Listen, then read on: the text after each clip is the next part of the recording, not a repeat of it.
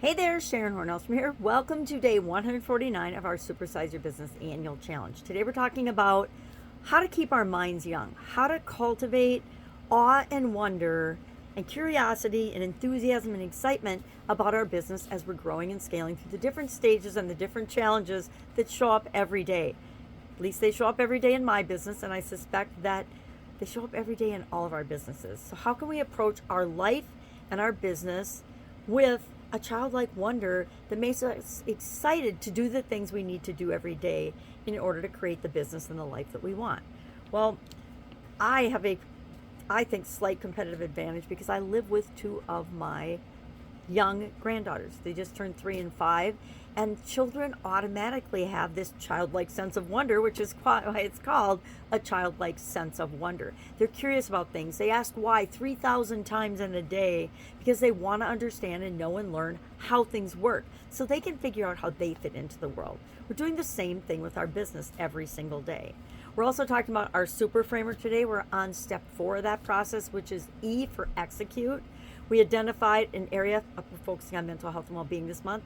We picked an area we wanted to set a goal in for achieving by the end of this year. And we first identified and specified the target of what it is that we want.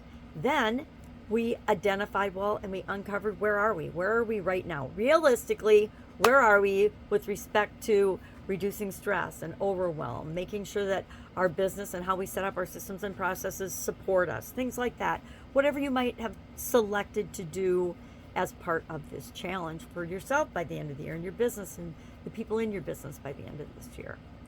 So executing is all about doing more of what's working, stop doing things that aren't working, or replace them with things that are, and continually improve.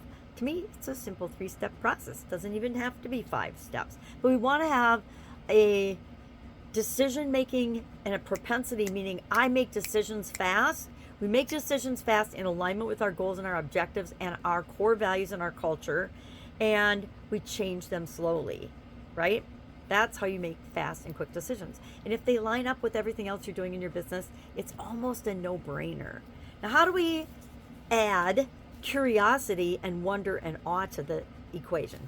Well, find things in your business that you're grateful for. Find things and things that people do, and people will amaze us every day if we look for that. It reminds me of, I used to go to the state park every single day. I went to the same state park every day in a row for like 6 years. And I don't know, a couple years into it, I was like, oh, these paths are getting boring, the trail's getting boring. And I decided to change my mind and reframe.